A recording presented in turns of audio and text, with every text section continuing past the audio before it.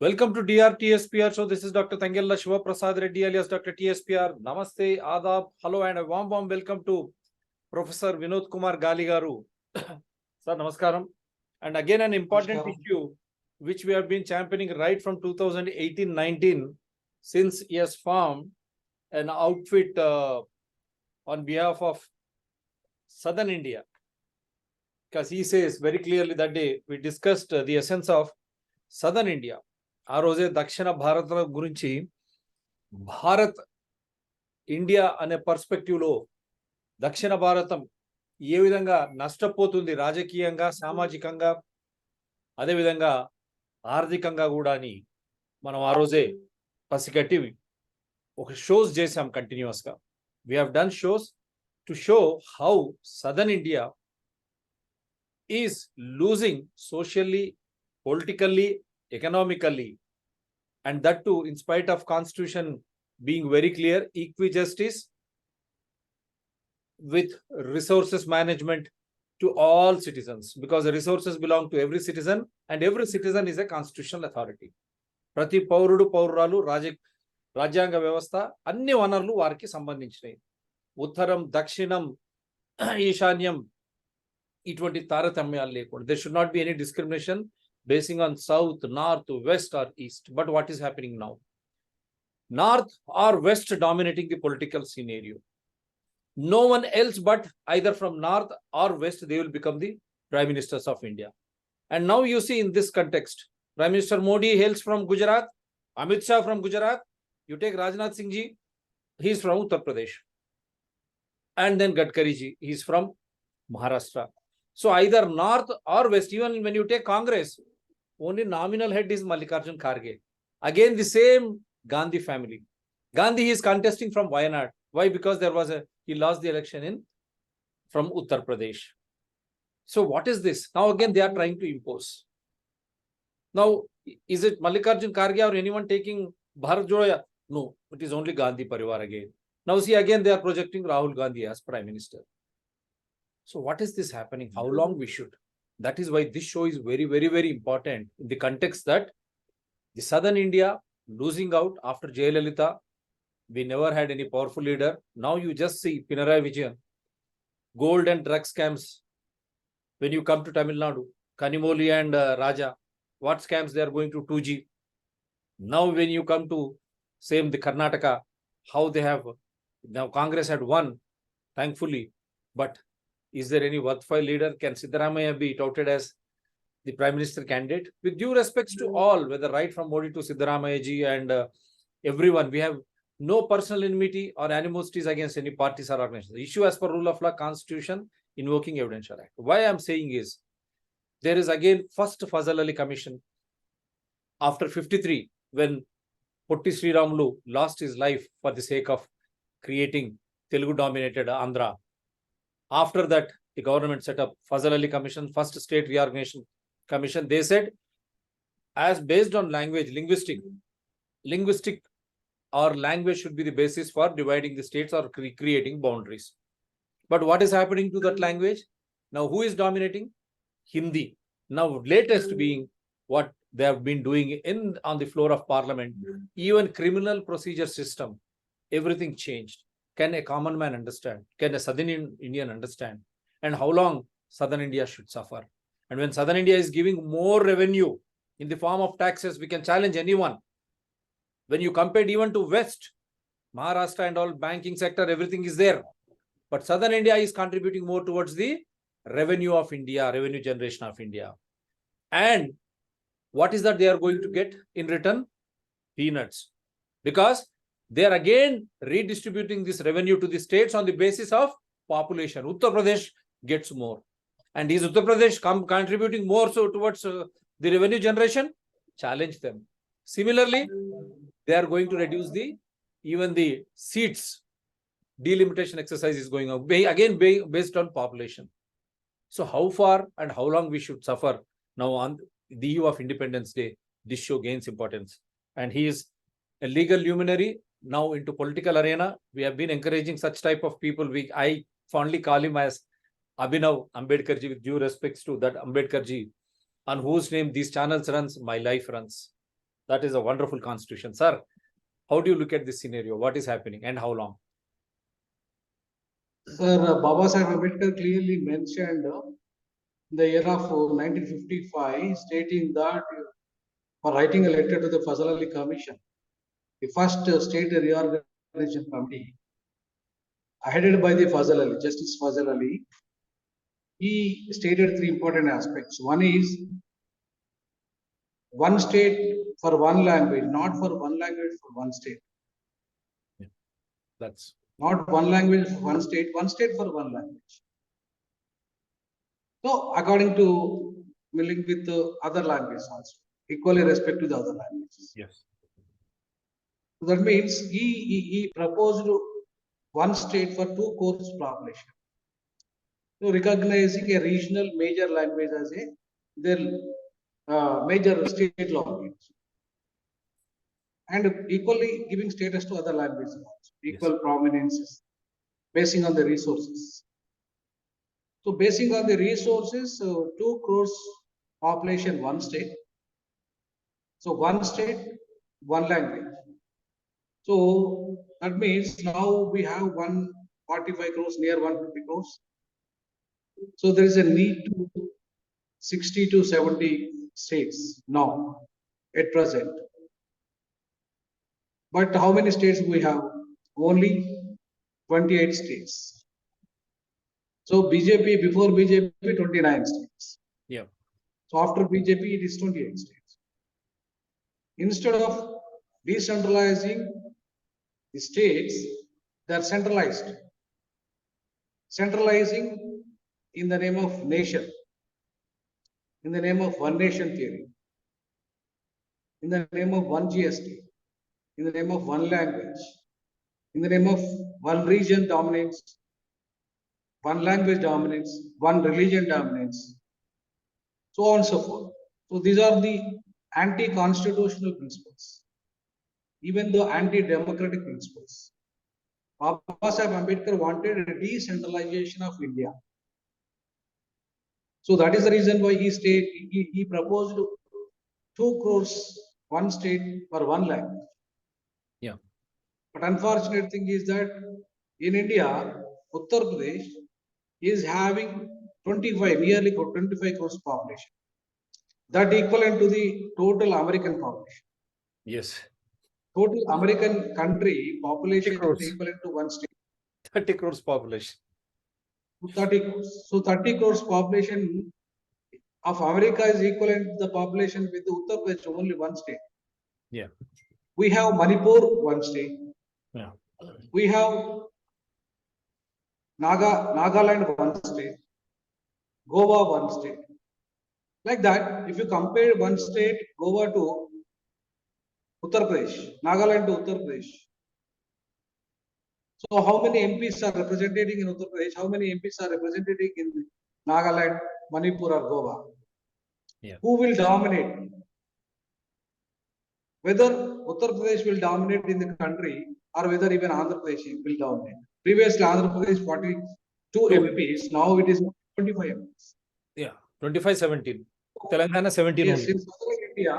in southern India, so the biggest state, AP, is divided in the name of Telangana. Yeah. But in the name of Vidarbha or in the name of Bundelkhand, Haridra Pradesh, why UP is not divided? Even Mayawati has taken resolution To to divide divide UP into 4 states. She lost and she's never coming back.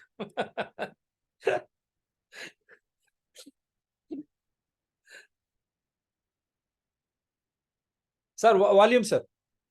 Sir, your volume. Sir, your volume. Audio. Audio, sir. Your audio has gone.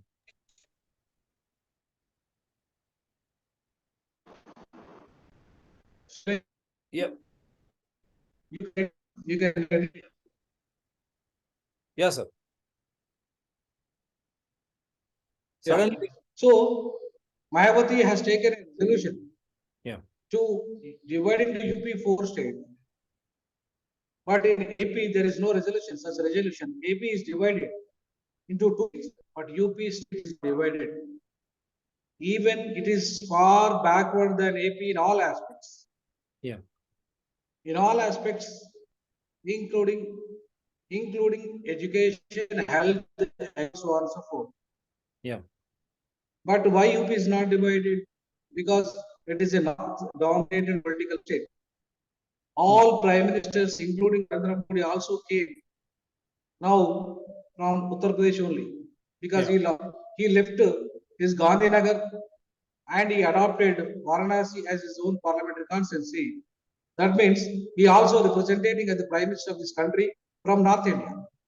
Yeah. North India. So that means North India is completely dominating over Indian politics. Yeah.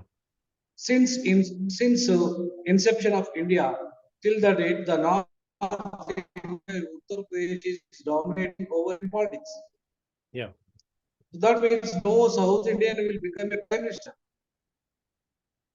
After AP division, there is no chance to get a chance. A South Indian can become a prime minister. Yeah. So even they are ready to divide Tamil Nadu also coming days. Yeah. But not UP.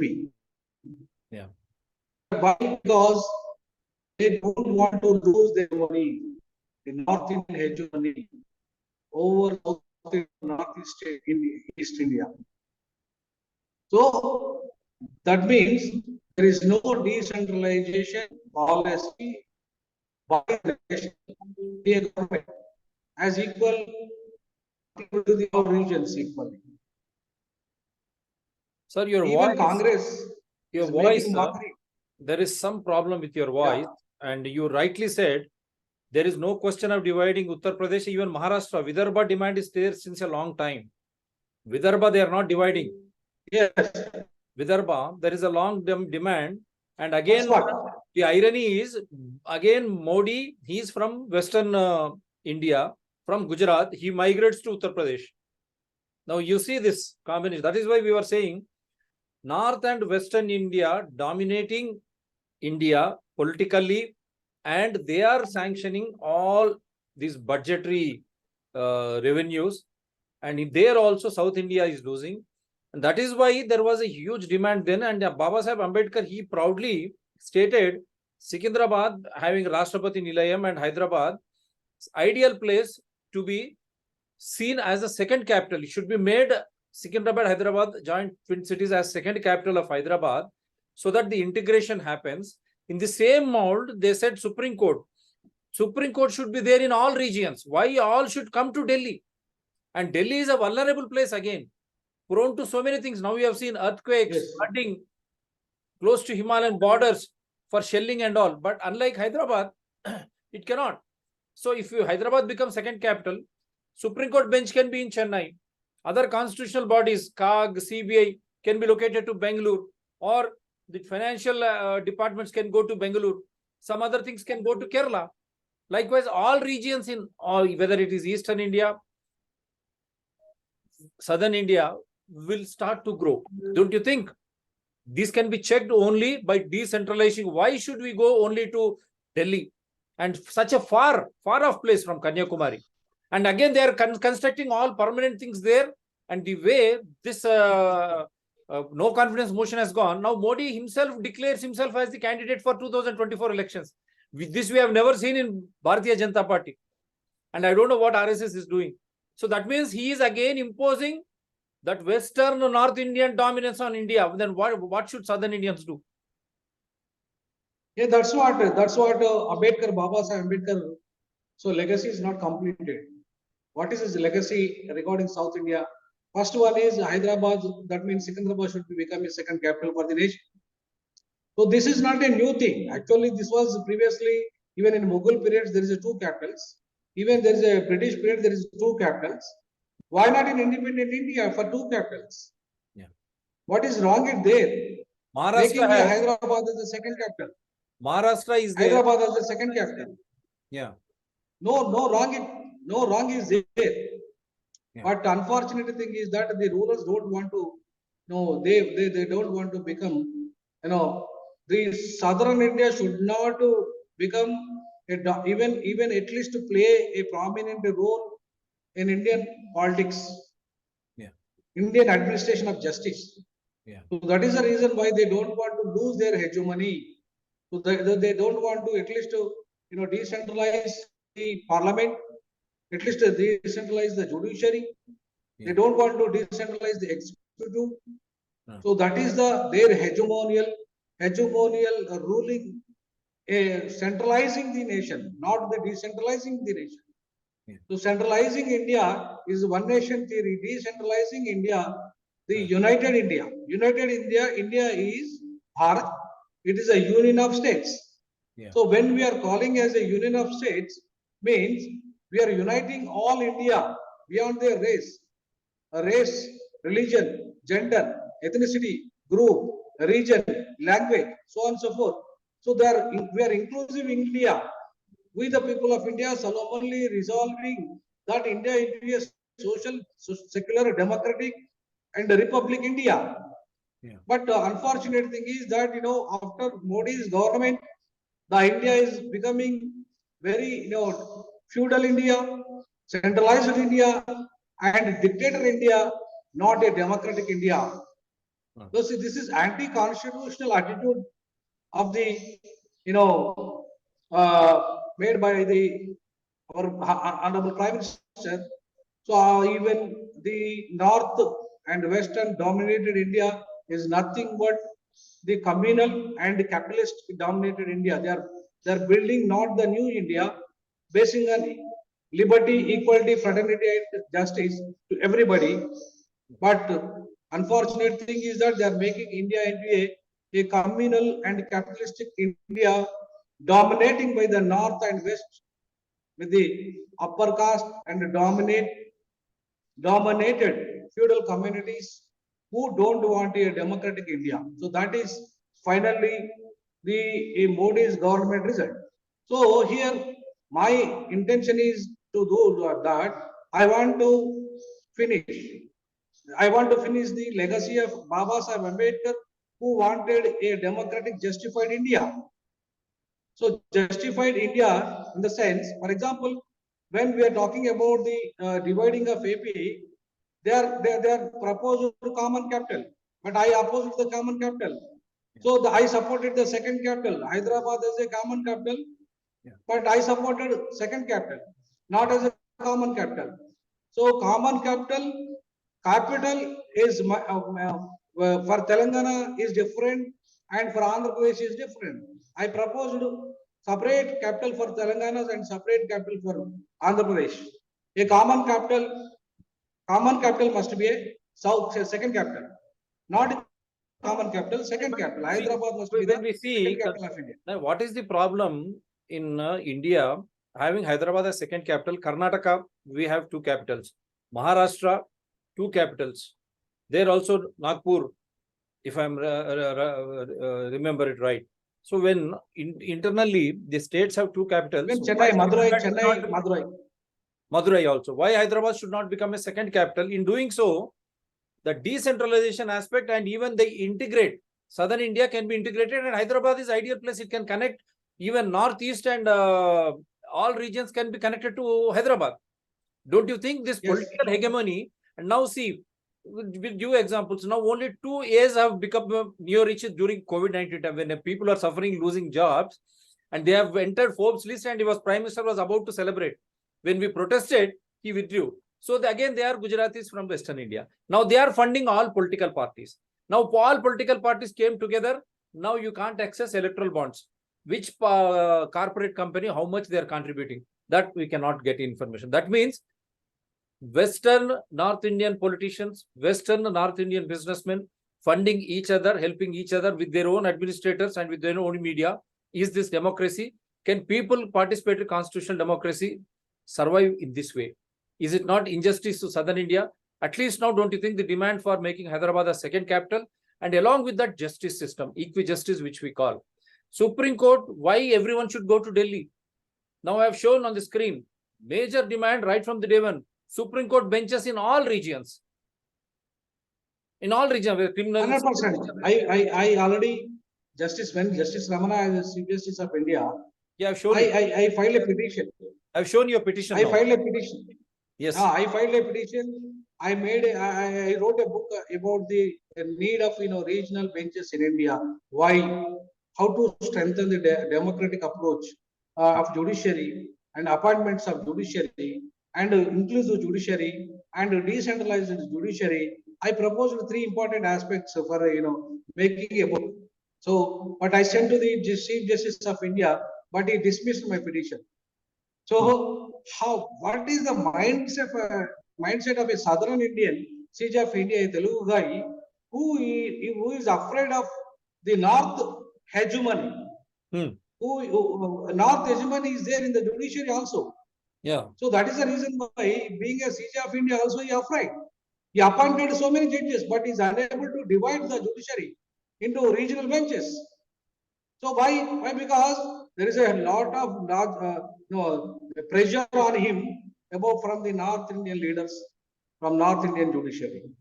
So that means the North Indian hegemonical judiciary, uncle judges and judges, they don't want to divide the power of judiciary to reach common man. Access to justice for all is meant only for the North Indians. That too, the uncle judges and auntie judges, they don't want to lose their hegemony in the judiciary also. So that is the reason why they are opposed to NJC. They are opposing reservations in higher judiciary. They don't want to lose their hegemony to enter into a majority people or majority community judges in the higher judiciary and also regions, all regions in India. They don't want to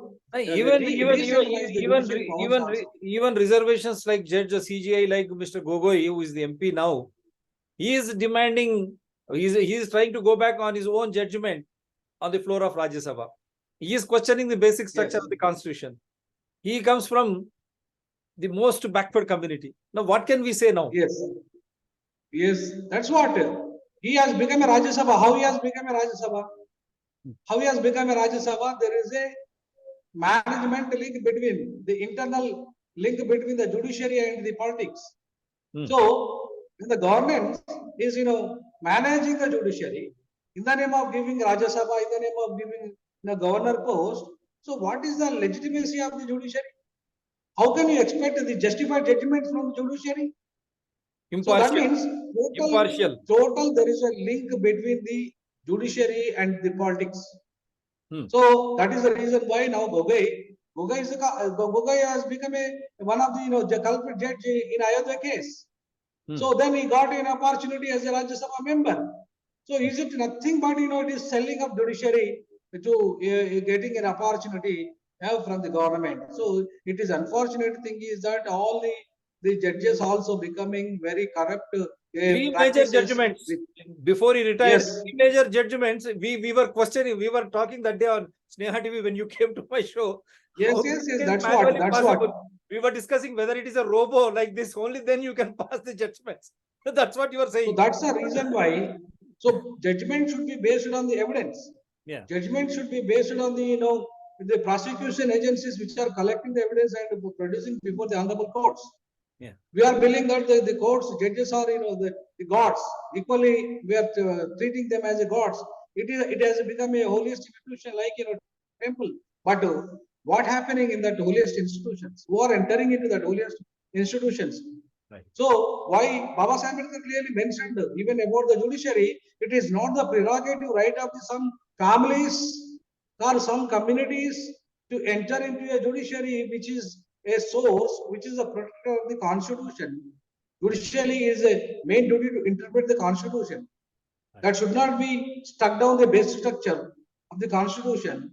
That should not violate the basic principles of the constitution. But unfortunate thing is that the CJ, the former CJ, is now talking about the basic structure issues.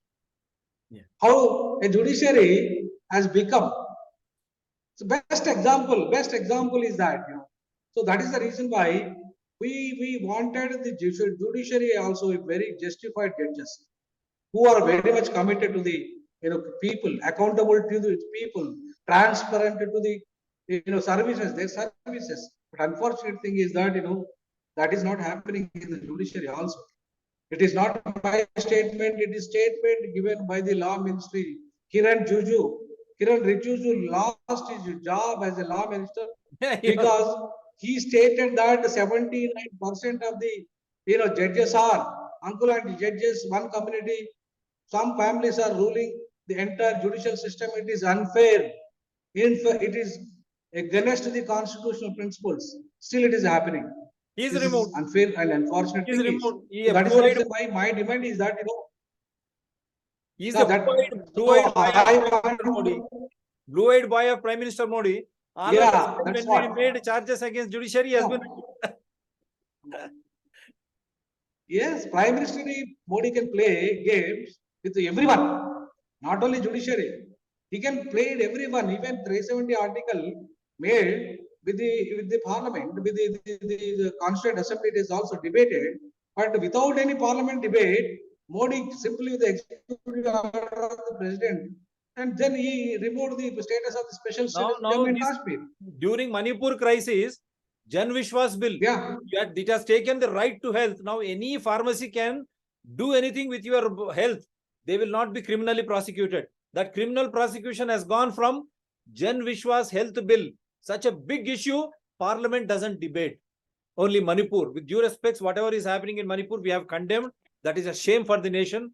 But what a Jan Vishwas, the entire India has health has gone. Now, including biodiversity, see, biodiversity, all the resources belong to every citizen. Now, there is no criminal prosecution in the new amendment. That means both health and resources in one stroke without any discussion on the floor of the parliament. On the floor of the parliament, they have amended the constitution. Such a big infringement, no one discusses. And top of that, in the name of data privacy, now it has data protection. It has become procurement, because now we have filed cases against Prime Minister Modi's education qualifications, because he's our Prime Minister. When someone is alleging, don't you think I have got a right to know? How can they allege our Prime Minister? That is why I went to his affidavit. He has claimed it should have been to be his own wife. And now she publicly, that video also I shared to Election Commission of India. She states Modi has never come to the university when she was studying. Then from where did he get these MA and BA degrees? And she was challenging Amit Shah and that time Arun Jaitley. And during that time, she said handwritten degrees were there. How come this font computer-sized degrees have come? She was very clear. And she was questioning them. So when you try to question, now data protection has become data procurement. So such major bills were being passed in parliament. There is hardly any discussion, Mr. Gali. Vinod Kumar Gali here. Don't you think such type of things can be arrested if you have decentralized capital, if Hyderabad is made as the second capital, and Supreme Court benches in all regions, so that equijustice can be done and people can also become aware when you have a second capital and your own Supreme Court bench in that particular region, they can become aware, and in the name of equijustice, even this can be on a check on the politico administrator and their media nexus. Yes, sir. yes, that's what here Modi is now king. He's treating, he's himself, declaring that I am a king. It is my kingdom. I can do wrongs. Even I can do the wrongs also. It is right. The king cannot do wrong. So he himself, declared as a self-declared king in the name of democracy. Maybe in coming days there is endangerment for the parliamentary democratic system also, because he don't want parliamentary democratic system. So he don't want to if parliament should discuss and debate all issues for the sake of the people, because people are electing their representative in the parliament to discuss and debate all every right people are having, including right to privacy, data protection bill, even whatever the bills are they are debating and discussing the parliament without discussion. Without discussion, all our bills are passing against the principle, against the people's opinion. There is no debate by the parliament members. Even they are not taking people's opinion directly. Directly, they are passing the bills. One side they are making the Manipur mockery, and they are not resolving the Manipur issue.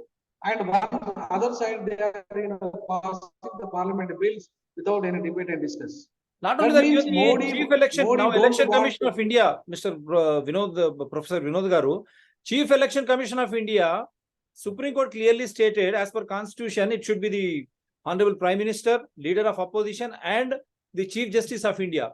Now they are going to amend with Prime Minister, Leader of Opposition, and another Cabinet Minister appointed by the Prime Minister.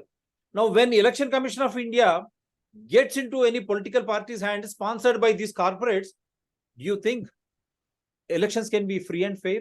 Now I've raised a complaint against the qualifications. Still No, now not they at have all. not bothered Not to at all. act. Not at all. The elections are not at all transparent. As per the constitutions, they are not free and fair and transparent elections are happening in India. Even Modi is manipulating the EVMs. There is a lot of debate about the EVMs also. So manipulating the EVMs is one of the criteria now. Technological corruption. It is also called as a technological corruption. Not only the economical corruption, technological corruption also manipulating the system. So corrupted practices one side, technological corrupted practices other side. Even the political parties are making the false promises. False promises also the other side. But the election commission is failed to stop all this mockery in the name of the democracy. So in the name of democracy, they are playing the games. The one is, corrupted, corporate corrupted elections.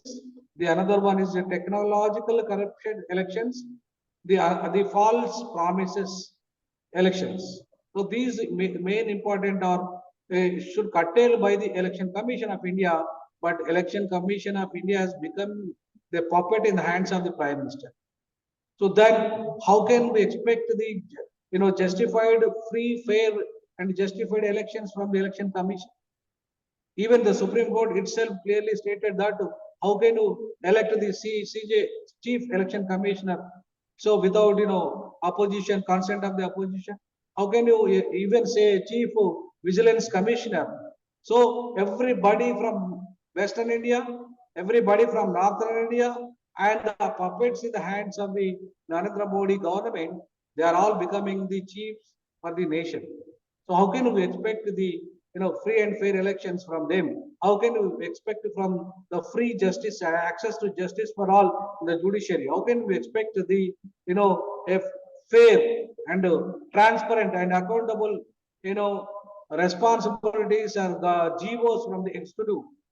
So that is the reason why now the Modi government is failed to practice the constitutional basic principles and basic values. He is never bothering about that. He bothering about to only how to capture the power, how to control the nation, and how to implement the RSS basic principles. The RSS ruling. Now here also, instead of now here also, see, Hyderabad has got vast acres of forest land and reserve forest area. Now they are selling away through HMDA. Though government is a trust and HMDA is just a custodian. Such huge lands, don't you think Hyderabad can be a better second capital? And by relegating Supreme Court benches to all regions, even the justice system can act so that common can become aware and he can become supreme as a constitutional authority. And all those politician elected representatives, if Hyderabad is made as a second capital, whether they are raising their voices or not, don't you think people will watch and they will punish accordingly? And not only that, even the RSS, where whatever you say, costly life, it has become very costly. Everything costly, essential commodities costly, health costly, then transport costly, education costly. It is affecting whether Hindus or anyone alike with this corporate controlled governances. Now, what don't you think Hyderabad should be made as a second capital and Supreme Court benches should be there in all regions so that this domination can be stopped? And that will be good, healthy for the democracy. Executive decentralization of the judiciary, decentralization of the legislative. These are the very important. So we have decentralization, states, legislative bodies are there. We have executives also in the decentralized like governors in the states. Why not Even the high courts also is there, but they are not sufficient. Right. They are not sufficient. Yeah, that is reason why we are demanding the regional benches, because 5 crores cases are pending. Right. In the, but the overall cases are pending in the, India. Even if more cases are pending in Supreme Court, if the benches are happens, if the benches are established, definitely the cases can be transferred into benches easily within that 1-2 years. They can be resolved easily. There is no need of pending of years, hundreds, 300, 200 years to pending of the cases. How Right. it is very difficult to resolve these much of pending cases. It takes more than 300 years. So if you establish the regional benches, easily the apex courts can resolve the matters which are long, Last 1 long minute, sir. back. Last 1 minute, sir. Yeah. Then Hyderabad as capital, second capital. 100% Hyderabad must be the second capital for this nation. There is then only the South Indian can be justified. Hyderabad will, if it become a second capital, the entire South Indian states have the decentralization of the powers. They have their own regional autonomy. They have their own self-government. They have their own, making the industrial corridors. Even UPSC appointment, like, the South Indian appointment commission also, like that. There is a tremendous development changes will occur if the Hyderabad will become the second capital of the nation. Right. Then high power also, the transfer from Delhi to Hyderabad. Right. The central power, government of India power, the Right. IAS, IPS, all central institutions will come into South India. Easily the South Indian people will get justification. So Delhi is a far away from the South India. Hyderabad is the right place, economically right place, educationally, ecologically right place. Even defense, for the defense matter, it is right place. So Hyderabad is suitable for the second capital of the nation. There is a need of the hour. There is a need of the hour to Right. implement immediately. Right. Hyderabad is the second capital. Thank you very much, sir. So, for national integration, Hyderabad should be made as the second capital, and Supreme Court benches in Yes. all regions. If you want people participatory constitutional democracy to survive, and the administration, government of India to function in a transparent and accountable way in the interest of welfare and development of the people, by strengthening panchayats, municipalities, municipal corporations, and allowing meaningful discussions on the floor of assemblies, and then it should go to Lok Sabha, parliament, not from top to down, from down to top. That is what democracy is all about. If you want national integration, true India, Bharatiyata, then Hyderabad should be made as second capital. At the same time, Supreme Court benches should be there in all regions for equijustice, so that poor cannot travel thus far to Delhi, because Delhi bahut dur hai. Thank you very much, sir. Do support DRTSPR channels, citizens DRTSPR channels, and environment people DRTSPR channels. They're all in larger public interest only. Thank you very much, sir. Thank you.